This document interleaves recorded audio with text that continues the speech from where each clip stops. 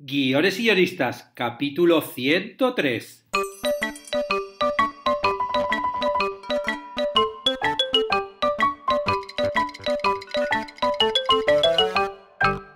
Buenos días a todos, bienvenidos a Guiones y guionistas, el podcast con el que todos podemos aprender a hacer guiones. Cada semana salimos al aire con 2 programas en los que vemos un nuevo elemento, técnica o herramienta para que sepáis más del realista mundo de los guionistas y el irreal arte de los guiones. Hoy en el podcast volvemos a hablar de cómo hacer documentales. Ya hice un programa sobre cómo escribir el guión de un documental, os dejo el enlace por si no lo habéis escuchado todavía, y hoy vamos a centrarnos en cómo buscar ideas para documentales. Vamos a ver diferentes fuentes para recopilar ideas y qué debemos preguntarnos después a la hora de seleccionar la idea adecuada para hacer nuestro proyecto. Y hoy terminamos el curso de creatividad online, ya después de 10 clases, con una herramienta online para hacer brainstorming. Se llama Storyboard.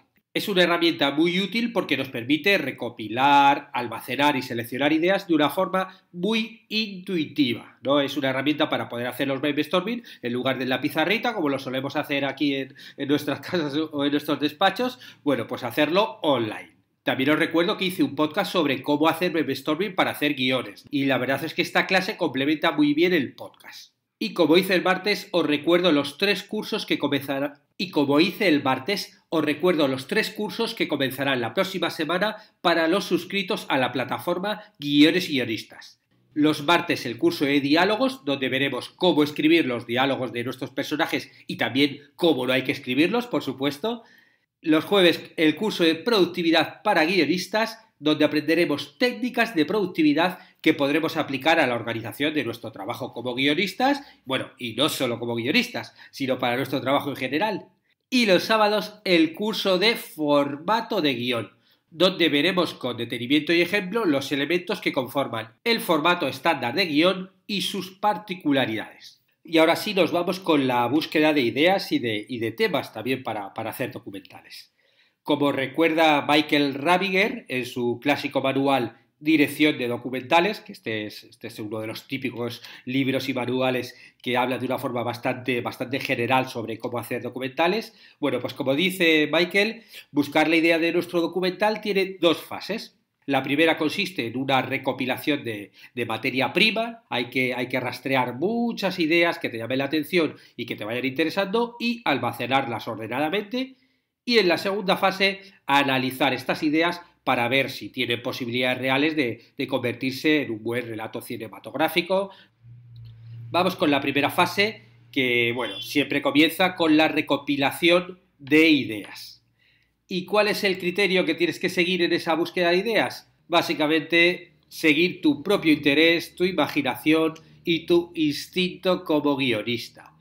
Tienes que buscar las semillas que después puedan crecer como relatos, ¿no? Esas semillas que según las vayamos regando poco a poco con nuestro trabajo, con la investigación, con la grabación y con, bueno, lo que es la realización del documental, pues vayan creciendo en ese árbol y se conviertan en el producto final.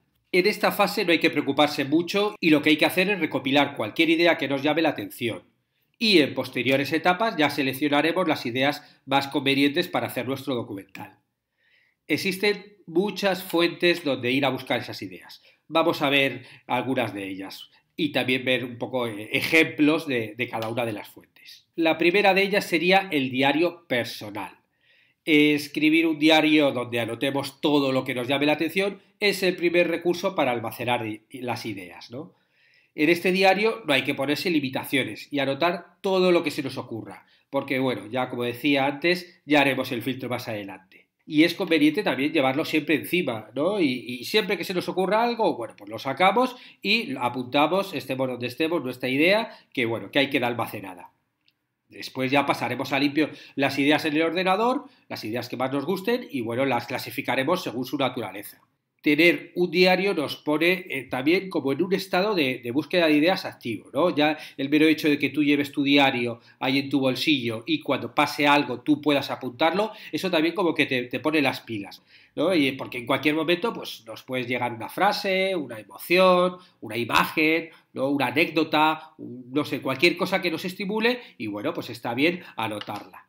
Hacer documentales también tiene algo de proceso de autoconocimiento y hacer un diario es como el primer peldaño de esa gran escalera que será luego el documental. Y la práctica de escribir diarios incluso puede llegar a convertirse en un documental en sí misma, ¿no? Como le pasó a Ricardo Piglia. El escritor y, bueno, y crítico argentino y profesor tenía la costumbre de escribir diarios desde su adolescencia. Y el cineasta Andrés Di Tella, también argentino, hizo un documental sobre ello. Se llamaba 327 cuadernos, que ese era el número de cuadernos que los tenía todos iguales ahí, ¿no? Ricardo Piglia, que estuvo almacenando durante muchísimas décadas, ¿no? Y el propio documental es un diario cinematográfico del encuentro entre el cineasta, ¿no? entre Di Tella, los diarios de Piglia y bueno, y la propia vida de Piglia, incluso la propia vida del propio cineasta, porque bueno, por cómo está contado el documental. La segunda fuente serían los periódicos, las revistas, los blogs, ¿no? Ahora gracias a Internet, ¿no? Los periódicos y revistas son una gran fuente de ideas porque reflejan los hechos más extravagantes de la vida real, ¿no? Que son realmente los que son noticiables y luego aparecen en los periódicos. Hay noticias locales que reflejan un poco el entorno más cercano y otras internacionales que te dan una visión más global de lo que pasa en el mundo o de lo que pasa pues de una forma local en otras partes del mundo que no son tu ámbito, ¿no? Y todas estas noticias son buenas fuentes para encontrar temas, para encontrar personajes, para encontrar situaciones o incluso para encontrar tramas. Antiguamente, bueno, pues recortábamos las noticias que nos llamaban la atención del diario, del periódico y, bueno, yo creo que todos los guionistas lo hemos hecho esto alguna vez, ¿no? Y luego las íbamos clasificando, pues, o por temas, o por interés, o directamente las metíamos en una carpeta. Yo todavía me he encontrado alguna vez en alguna mudanza carpetas llenas de noticias, ¿no? Y que digo, ¿y esto cuándo lo guardé y por qué motivo, ¿no? Pero bueno, revisándolas siempre encuentras cositas que dices, ah, vale, ¿no? Como que hay algo en esa noticia que aunque la hayas recortado de un periódico hace 20 años, dices, bueno, hay algo que me interesa y intuyes qué es lo que te interesó en ese momento, ¿no? Porque luego más que, bueno, luego la historia a ti te ha llevado por otros lados, pero bueno, siempre hay muchas cosas que son como constantes dentro de los creadores, ¿no? Dentro de los guionistas o dentro de los artistas en general y que bueno, es algo como que te va como va volviendo a lo largo de tu vida de distinta forma, pero bueno, son básicamente esos temas como que te interesan a ti como creador, ¿no? Claro, antiguamente todo esto era mucho más limitado, ¿no? Porque necesitabas el soporte de papel, ¿no? Tenía ese periódico que caía a tus manos en los cuales ibas recortándolo. Claro, ahora gracias a Internet tenemos acceso a todos los diarios del mundo y a todas sus noticias. O sea, es algo verdaderamente mágico, ¿no? Para ¿no? los más jóvenes que ya habéis nacido con ellos, pero los que tenemos un poquito más de experiencia. Y claro, nuestro mundo se limitaba a los periódicos que tenías a mano, a la hemeroteca que podías ir a buscarlos o a los libros, ¿no? Pero no como ahora, que todo está ahí, ¿no? A golpe de teléfono casi, ¿no? Incluso el almacenaje ahora es más sencillo, porque tú, bueno, copias y pegas las noticias que te interesan, los pones en archivos de noticias y no te ocupan ningún espacio. Esos archivos, bueno, los puedes ir, es muy fácil, copiar, pegar, almacenar y además cuando queremos ampliar esa noticia, bueno, pues nos vamos a Google y de una forma muy sencilla, ¿no? Nos aparecen miles de noticias relacionadas a ella o esa misma noticia hecha desde otros puntos de vista por otros periodistas. O sea, es como, bueno, realmente ahora puedes hacer en muy poco tiempo lo que antes te tardabas muchísimo, incluso cosas que nunca ibas a poder hacer, ¿no? Porque no tenías acceso. Una de las noticias más impactantes de mediados de los años 70 en Nueva York fue el paseo que el acróbata Philippe Petit realizó sobre las Torres Gemelas que justo las acaban de construir, ¿no? Las estaban terminando de construir. Y claro, esas imágenes del acróbata andando sobre el cable con la única ayuda de esa pértiga gigante dieron la vuelta al mundo. Aparecieron en todos los periódicos, en todos los diarios y en los noticiarios también, no solamente en la prensa escrita, ¿no? Y claro, más tarde el propio Petit escribió un libro para contar su hazaña y el cineasta James Marshall hizo un documental Man on Wire, ¿no? Impresionante documental con el que ganó un Oscar en el año 2009. Con lo cual es eso, pensad en la de noticias que podéis, que aparecen en vuestro Facebook, o leer en los diarios o cualquier de los métodos que os aparecen, ¿no? Y que luego se puede convertir en un documental, ¿no? Simplemente, bueno, estamos en la fase de almacenar, con lo cual, aguardar. Tercera fuente, la historia. Como canta Calamaro, la historia se escribe con hojas desordenadas, ¿no? Y hacer un documental sobre un hecho histórico es intentar ordenar un poquito esas hojas, darle un punto de vista, un sentido. No tanto encontrar la verdad objetiva, sino la interpretación particular de esos hechos históricos, la interpretación que vas a hacer tú como cineasta. Hay millones de hechos históricos y personajes interesantes esperando que algún documentalista intente dar un nuevo punto de vista sobre ellos. Sí, hay algo de búsqueda de verdad, pero yo creo que, como yo tampoco creo mucho en la verdad objetiva, sino más en que, como que ante cierto hecho realmente las personas que lo viven o los testigos o como que cada uno vive un poquito su propia verdad, ¿no? Bueno, pues el documentalista lo que va a hacer es eso, ¿no? Buscar su punto de vista sobre esos hechos, ¿no? Uno de los documentales históricos más famosos de Latinoamérica es La Batalla de Chile, la lucha de un pueblo sin armas, de Patricio Guzmán, ¿no? El documentalista chileno. Y a lo largo de una trilogía de películas relata los eventos ocurridos en Chile entre 1972 y septiembre de 1973. Y fue uno de los últimos documentales de Chile en formato blanco y negro que se estrenó 7 años después del retorno a la democracia en Santiago de Chile en 1997, ¿no? Ahí, claro, Guzmán necesitó tres documentales, ¿no? Una trilogía para poder contar todo lo que pasó y él obviamente dio su punto de vista ante todo eso, ¿no? La cuarta fuente serían los mitos y leyendas. Todas las culturas y todas las épocas tienen sus propios mitos y leyendas. Muchos de ellos se mantienen desde hace cientos de años o miles de años, ¿no?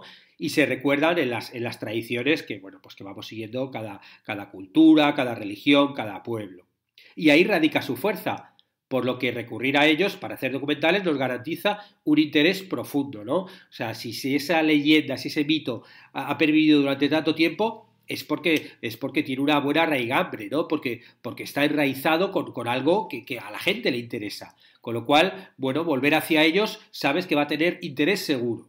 Y luego, bueno, las nuevas generaciones suelen mirar esos mitos y darles un nuevo aire, acorde pues a la época que nos toca vivir. Una de las vías de un documentalista para encontrar temas que contar es revisionar sus propios mitos y leyendas y buscar dicha actualización bajo sobre su propio punto de vista. Claro, tú mírate cuáles son tus leyendas, pues dependiendo de dónde te hayas criado, de si tienes alguna religión en la que te has criado o no, del país donde te has criado o tu propio barrio, qué es lo que hay en tu cultura o qué historias hay ahí donde tú puedes retomarlas y darles otro punto de vista. Y dentro de la actualización mítica también entra el formato del falso documental, como por ejemplo demostró CSA, de Confederate States of America, ¿no? Esa especie como de película satírica y ácida, que es un falso documental y que lo que hace es estipular qué hubiera pasado si el bando confederado hubiera ganado la guerra de secesión americana. Uno de los mitos, ¿no?, de Estados Unidos es su formación, ¿no? Esa guerra civil que hicieron en la que ganaron pues, los del norte. Aquí lo que hacen en el documental es, a través de una visión ucrónica, los directores muestran una realidad distinta a la que conocemos, con unos estados confederados de América expandiéndose por ambos continentes americanos de manera implacable. Se han puesto, claro, es un falso documental y obviamente ya desde el principio, como se están imaginando algo que no ha pasado, el espectador lo ve así. Pero claro, como está formado, como está hecho, está realizado, guionado y editado como un documental, hay un momento donde tú te acercas a esa realidad y aunque es una realidad que no existe, te ayuda a ver el mito de la formación americana de otra forma, ¿no? La quinta fuente serían las historias familiares. Las historias familiares son otro buen punto de partida a la hora de pensar en contar un relato. Todas las familias tienen sus excentricidades, tienen sus partes oscuras, sus alegrías, sus heroicidades, sus rutinas, sus miserias.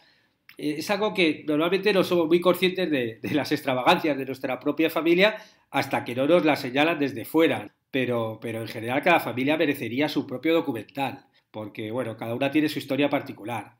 Eso yo creo que lo hemos vivido todos, ¿no? De repente pues entra alguien de fuera de la familia, ¿no? Llevas, por ejemplo, una novia a tu casa, ¿no? Y empieza a conocer a tu familia y de repente algún día te empieza a decir cosas que dices, pues nunca había caído en eso, pero claro, llevas razón. Lo que pasa es que, claro, como tú lo estás viviendo desde dentro, eso no te llama la atención. Y tiene que venir alguien desde fuera para decir, oye, mira, eso no es normal. No, eso no es normal. Y bueno, aunque todas las familias puedan tener su interés, realmente hay algunos clanes que son manifiestamente cinematográficos, como demostró el actor Gustavo Salmerón en su premiado documental que ganó el Goya, Muchos hijos, un mono y un castillo. Muchos hijos, un mono y un castillo son los deseos con los que soñó desde niña Julita, que es la madre de Gustavo, a quien grabó durante 14 años y los tres se han convertido en realidad, ¿no? Los muchos hijos, el mono y el castillo, lo tuvo todo. Os voy a leer un poco la sinopsis para que os hagáis a la idea de este documental. Cuando el menor de sus hijos se entera de que su madre ha perdido la vértebra de su bisabuela asesinada, guardada a lo largo de 3 generaciones, la familia emprende una estrafalaria búsqueda entre los más peculiares y extraños objetos que Julita ha ido acumulando a lo largo de sus más de 80 años, mostrándonos una ágil y graciosa galería de personajes. Lo que en realidad Julita está a punto de encontrar es el verdadero significado de la vida. Claro, es que Julita es un personaje, ¿no? Imaginaros, vive en un castillo, tuvo un mono, o sea, es... La verdad es que yo no he visto el documental, pero tengo muchísimas ganas desde que supe de su existencia de verlo. Todavía no sé si estará en Netflix. Bueno, habrá que buscarlo porque os lo juro que, vamos, desde que leí de su existencia tengo muchísimas ganas de verlo. La sexta fuente son las historias de infancia. Como bien nos recuerdan los psicoanalistas, ¿no? Desde hace más de 100 años, bueno, la infancia es fundamental en el desarrollo de las personas y los hechos que nos acontecen pueden marcarnos de por vida.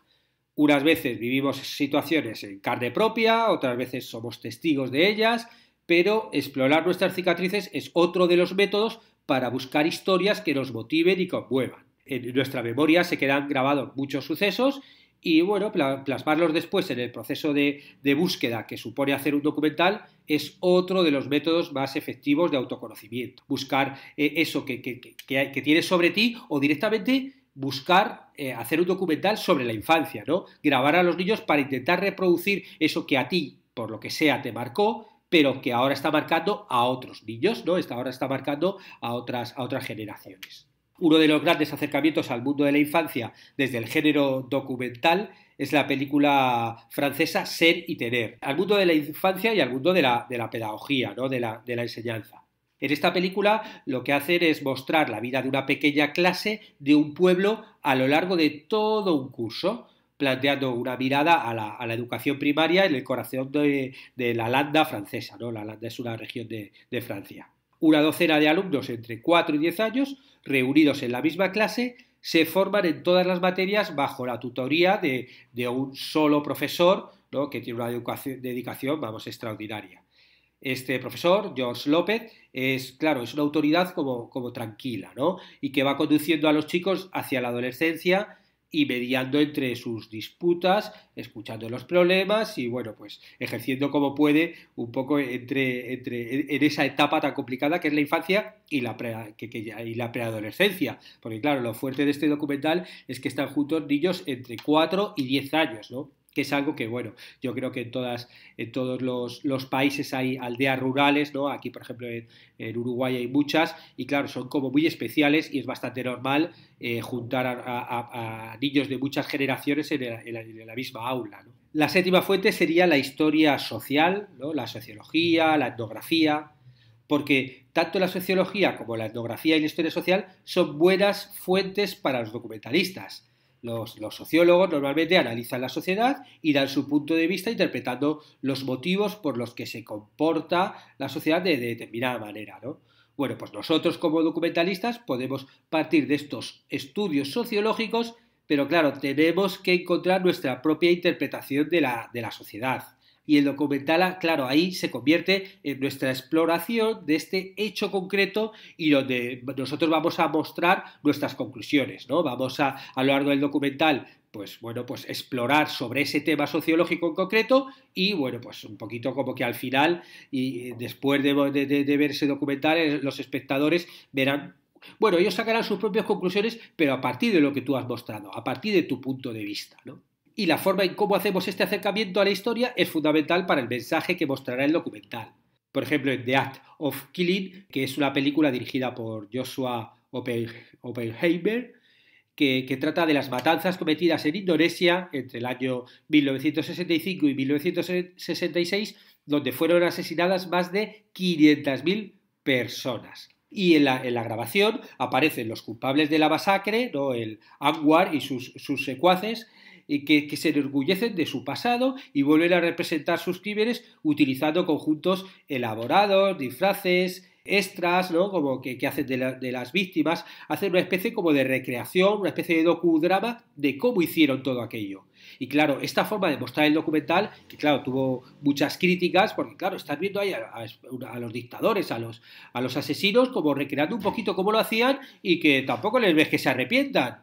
No le ves que se arrepientan. Y claro, ver eso es bastante fuerte. Pero por otro lado, claro, las intenciones del autor era, al mostrarnos estos, estoy haciendo una denuncia no solo de lo que pasó, sino también de cómo ahora existe una impunidad en la que estos señores están aquí en la calle, lo cuentan orgullosos y no se arrepienten ni nada, pero las víctimas existen. Pues claro, murieron 500.000 de personas. Imaginaros no solo los muertos, sino todos los familiares y todo eso que pasó hace no tanto. O sea, que no estamos hablando de hace, pues no sé, 50 años, 60 años. Y la octava fuente serían las propias obras de ficción. Las obras de ficción se caracterizan por mostrar hechos y personajes que, bueno, no tienen que basarse en hechos reales, ¿no? Por eso son ficción. Pero una vez hechas, estas obras constituyen muchas veces un reflejo fidedigno de unos personajes o de unas sociedades, que no esté implícita en una obra de ficción la veracidad de sus hechos no implica que nos muestren la realidad a su manera, ¿no? Yo creo que nos ha pasado a todos, ¿no? Como que muchas veces podemos conocer más profundamente un hecho a partir de una obra de ficción que de un artículo de un diario, que ese artículo se supone que sí que es veraz, pero está contado por un periodista que tiene, que le paga cierto medio, que tiene cierta tendencia y que está hecho para cierto tipo de lectores. Con lo cual, bueno, lo de la búsqueda de verdad muchas veces es algo bastante sesgado, ¿no? Y el caso es que las obras de ficción muchas veces se pueden convertir en fuentes sobre las que hacer un documental, tanto por lo que cuentan, ¿no? Por la temática que está contando, como por cómo se hicieron. Apocalipsis Now es una de las grandes películas de la historia del cine y sabemos mucho más de su largo y problemático rodaje gracias al documental Corazones en Tinieblas, Hearts of Darkness, a Filmmakers Apocalypse. Bueno, no sé cómo se dice. Disculpad mi inglés, pero bueno, ya conocéis mis limitaciones idiomáticas. Esta afirmación tiene la excepcionalidad de incluir abundante material inédito rodado por Eleanor Coppola, la mujer del director, con una cámara de 16 milímetros. Porque claro, Coppola, cuando se fue a hacer la peli, él iba a estar allí 4 meses y se llevó a toda la familia. Y al final se tiró 1 año y medio rodándolo allí claro, estaba su esposa con la cámara y bueno, por lo menos iba grabando todo esto. Y claro, gracias a esas imágenes tiene tanta fuerza el documental, ¿no? Y en este caso, la realización de la obra de ficción se convierte en tema e hilo conductor del documental, ¿no? Es una especie del típico making of. Claro, un making of es un reportaje que está contándonos cómo se hace esa película y que normalmente se suele hacer con ciertos fines de marketing, ¿no? y de contarlo, ¿no? y de propaganda. Pero claro, cuando un reto es tan grande como hacer Apocalipsis Now y surgen tantos problemas como los que surgieron y pasa tanto, pues claro, de ahí puedes sacar un gran documental porque bueno, es como que excede casi el rodaje de la película. No, hombre, no es que exceda a la propia película en sí, pero se convierte en algo súper interesante, ¿no? Y vamos a la segunda parte, el análisis del tema y las ideas. Una vez hemos recopilado las ideas en todos los medios que hemos visto, nos toca analizarlas para ver cuál de ellas es la más adecuada para realizar el documental. Para eso propongo seguir 2 parámetros, uno de ellos personal y el otro centrado en la viabilidad del proyecto en sí. El primero es el análisis personal. Lo primero que debemos preguntarnos ante una idea es: ¿Deseo realmente hacer una película sobre esto? Hacer un documental es un proceso largo y lento que nos va a llevar mucho tiempo.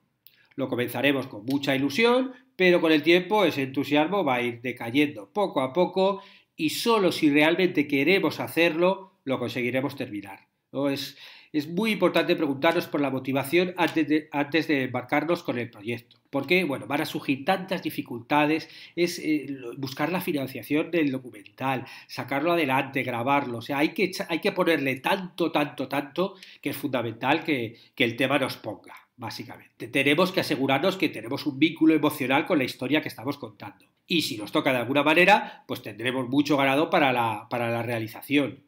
También nos puede motivar que podamos aprender algo con el tema del que se trate o que queramos dar nuestro punto de vista sobre él. Es un tema que me interesa mucho y quiero dar mi punto de vista, que es un punto de vista que hasta ahora se han conocido este y este. Bueno, pues yo quiero dar el mío propio. Tenemos que ver un poco también qué hay de insólito en el tema que nos interese a nosotros y pensar qué puede interesar a los demás. Porque bueno, también no se nos tiene que olvidar que el documental lo estamos haciendo no para nosotros, sino para que la gente lo vea, ¿no? O sea, está claro que primero nos tiene que motivar a nosotros, pero no se nos tiene que olvidar bueno, que el interés último es que lo vean los demás. Y lo segundo, tenemos que hacer un análisis del proyecto. También hay que hacer cierta investigación previa para ver si el tema da de sí y ser conscientes de las limitaciones de acceso y de presupuesto que podemos tener. ¿Vamos a poder viajar en la filmación o tenemos que conformarnos con grabaciones locales? ¿Tendremos un presupuesto para comprar todas las imágenes de archivo que se necesitan para contar la historia? ¿O debemos conformarnos con los documentos públicos, gratuitos y todo lo que podamos, que esté al libre acceso, ¿no? ¿Vamos a conseguir los permisos para grabar en los lugares o instituciones en los que necesitamos filmar? ¿O sabemos a ciencia cierta que van a ser imposible? ¿Quieren ser grabados los protagonistas de la historia o siempre se han negado a ello? ¿No? Porque de repente es como, sí, quiero contar la historia de este tipo. Y es un tipo pues, que lleva 50 años negándose. O sí, podemos intentar un acercamiento una vez más, a ver si con nosotros afloja. Pero bueno, también tenemos que entender que si no se ha conseguido hasta ahora es por algo. Tenemos que realmente hacernos todas estas preguntas y prever todos los problemas que podemos tener antes de elegir el tema. Y a partir de ahí, bueno, pues podemos buscar soluciones de una forma imaginativa a muchos de estos problemas, aunque tenemos que ser conscientes que alguno de ellos no tendrá solución posible. Y es así, no sirve de nada encabezonarnos, no, voy a contar esto, no, este no quiere hablar, pero pero ya al final le voy a convencer. Y te lanzas a grabar, y al final no le convences, y bueno, y todo está a lo mejor centrado en él, y bueno, pues, o no podemos contarlo, o claro, tenemos que buscarnos la vida de contarlo de tal forma donde el protagonista no habla, que bueno, también es posible, ¿no? Ahí está nuestra imaginación. Y claro, solo después de haber analizado bien todos estos factores, tenemos que tomar la decisión de lanzarnos con nuestro tema en la escritura y la búsqueda de financiación. A lo mejor no hace falta que elijamos solo uno, podemos tener 2 o 3 que estamos calibrando los proyectos, ¿no? Y a partir de ahí medio lanzándolos un poquito para ver cuál luego de ellos es el que pues, o se consigue la financiación o el que despunta o sea, no. Lo que pasa es que claro, si hemos recopilado muchísimas ideas, bueno, pues reducirlo a 1, 2, 3 proyectos ya es como ir acotando mucho nuestro trabajo. Y bueno, con este consejo terminamos el podcast de hoy en el que hemos hablado de cómo buscar las ideas para nuestros documentales. Y si os ha interesado, bueno, pues como siempre os digo, os agradecería mucho una valoración en iTunes o un comentario en iVoox porque, bueno, pues cuando llega uno, pues yo la verdad es que lo leo y me hace mucha ilusión. Y no solo eso, sino que también ayuda a que este podcast llegue a más gente y más gente que de repente pues le puede interesar un tema como el de hoy de búsqueda de ideas documentales, pues pueda acceder a él. Y termino recordándoos que estaremos juntos los martes y jueves con nuevas técnicas, estrategias y análisis para que aprendamos entre todos a ser mejores guionistas. ¡Hasta pronto!